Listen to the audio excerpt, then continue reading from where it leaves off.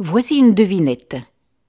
Je suis une œuvre célèbre, née d'un homme qui a été policier en Birmanie, blessé en Espagne et qui a vécu pauvre dans les rues. Qui suis-je ? 1984 de George Orwell.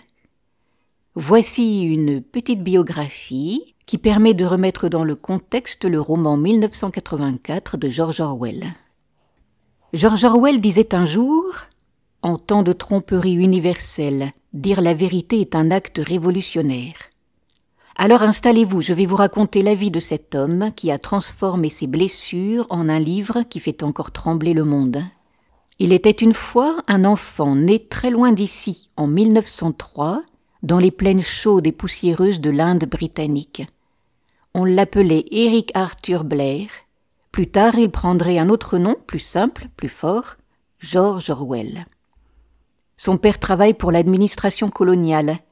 Sa mère vient d'une famille franco-britannique. À peine âgé d'1 an, le petit Eric quitte l'Inde avec sa mère pour l'Angleterre. Alors son père reste seul, perdu dans la bureaucratie coloniale. Très tôt, Eric découvre la dureté de l'école à Saint-Cyprian's, pensionnat célèbre. Il sent ce que signifient les hiérarchies sociales. Certains enfants sont favorisés, d'autres humiliés. Cette blessure nourrira plus tard son rejet de l'injustice. Boursier, il entre au prestigieux collège d'Eton. Il y apprend beaucoup, mais pas à devenir docile. Il est rebelle, un peu solitaire, et écrit déjà des poèmes et des essais. Pourtant, au lieu de poursuivre des études universitaires, il choisit une autre voie. En 1922, il part en Birmanie, comme officier de la police impériale des Indes. Là-bas, il voit l'envers du décor, la brutalité coloniale, l'humiliation des peuples, la violence froide des dominants. Pendant 5 ans, il porte l'uniforme, mais chaque jour, le dégoût grandit en lui, jusqu'à ce qu'il décide « Non, je ne serai pas complice de cela ». En 1927, il démissionne. De retour en Europe, il vit comme un pauvre. À Paris, il survit de petits boulots dans les cuisines, plongeur, serveur. Il veut comprendre la vie des déshérités. De cette immersion naît son premier livre, Dans la dèche à Paris et à Londres, en 1933, où il prend pour la première fois le nom de George Orwell.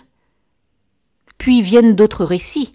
Une histoire birmane, en 1934, où il règle ses comptes avec le colonialisme, et le quai de Wigan, en 1937, qui est une plongée dans la misère ouvrière du nord de l'Angleterre. Il n'écrit pas depuis une tour d'ivoire, il écrit avec la sueur, la faim et la boue. Un appel plus fort le saisit. En 1936, la guerre civile éclate en Espagne. Orwell s'y rend, d'abord comme journaliste, puis comme combattant volontaire dans les rangs républicains. Là, sur le front, il découvre la fraternité des idéaux, mais aussi les haines intestines. Un jour, une balle lui traverse la gorge. Miracle, il survit. Mais plus encore que la douleur, ce qui le marque, c'est de voir les communistes staliniens réprimer leurs propres alliés, traquer les anarchistes, imposer leurs lois par la terreur. De cette blessure morale naît son livre « Hommage à la Catalogne » en 1938. C'est là qu'il comprend vraiment le danger ne vient pas seulement du fascisme, mais de tout pouvoir qui veut contrôler l'homme jusqu'à son esprit.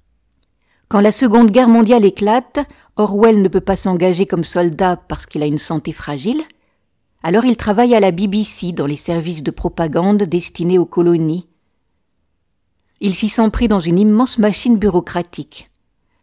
Les mots sont vidés de leur sens. Cette expérience, il la garde dans un coin de sa mémoire. Elle nourrira son roman 1984 plus tard. En 1945, il publie La ferme des animaux, une fable où des bêtes renversent leurs maîtres mais finissent sous la tyrannie des cochons. C'est une critique du stalinisme, un livre qui apporte enfin la célébrité à George Orwell. Mais sa joie est brisée parce que cette même année, sa femme Aileen meurt soudainement lors d'une opération. Orwell se retrouve seul, veuf avec leur fils adoptif Richard. Il est brisé, mais obstiné, il cherche alors l'isolement. Il part s'installer sur une île sauvage en Écosse. Là-bas, battu par les vents, entouré de montagnes, entouré de mers déchaînées, il se bat contre la tuberculose qui le ronge. Malgré la fièvre, malgré la fatigue, il écrit chaque jour, jusqu'à ce que naisse son chef-d'œuvre 1984, publié en 1949. C'est dans cette solitude glacée, au milieu des tempêtes, qu'il imagine Londres en ruine, Big Brother, les télécrans, la novlangue. Tout ce qu'il avait vu et compris, la propagande, la guerre, le mensonge d'État, la peur, tout cela se cristallise dans ce livre. Le temps lui manque, Orwell s'épuise. En janvier 1950, à seulement 46 ans, il meurt dans un hôpital de Londres. Trop tôt, mais il laisse derrière lui un avertissement qui, encore aujourd'hui, nous glace le sang. Alors écoutez bien ce que nous dit son fantôme. Si un jour on vous retire les mots pour penser, si un jour on vous demande d'aimer votre propre geôlier, si un jour vous entendez dire que 2 et 2 font 5, souvenez-vous de Winston. J'espère que cet audio vous a plu. Vous pouvez retrouver Histoire et poésie sur ma chaîne Entendre lire.